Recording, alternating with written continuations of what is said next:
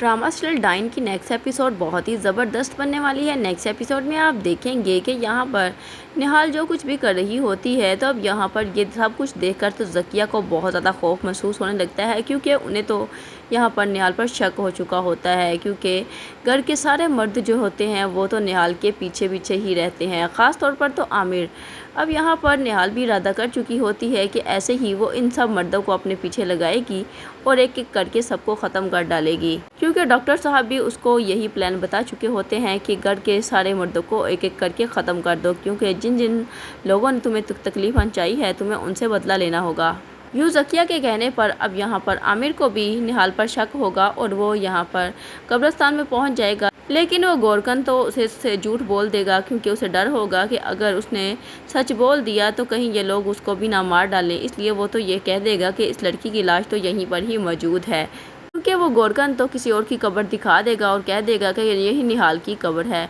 और अब इन लोगों को तो खदशा पैदा होगा कि आखिर निहाल की शक्ल में कोई डाइन तो हमारे घर पर नहीं आ गई, वो भी हमसे बदला लेने के लिए। इसलिए वो लोग तो अब मुख्तलिफ़ किस्म के फ़कीरों और बाबों के पास जाएंगे ताकि वो उनको बचा सके निहाल से।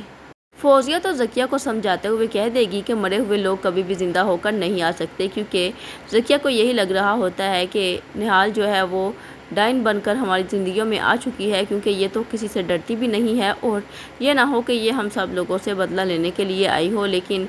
उसको फौजिया जो है वो ये कहकर टाल देगी कि ऐसा कुछ भी नहीं होता। जबकि निहाल अब तो सबसे पहले तो ज़वार शाह को अपना दीवाना बना चुकी है और ज़वार शाह अब पूरी तरह से निहाल के कब्ज़े में आ जाएगा। और अब तो शबाब भी निहाल को एक्सेप्ट कर चुकी होती है और यहाँ पर निहाल जो है बहुत ही चालाकी से शबाब को नींद की गोलियाँ खिलाने वाली है, और जैसे ही वो बेहोश होगी वो अपने बच्चे के साथ खूब सारा खेलेगी।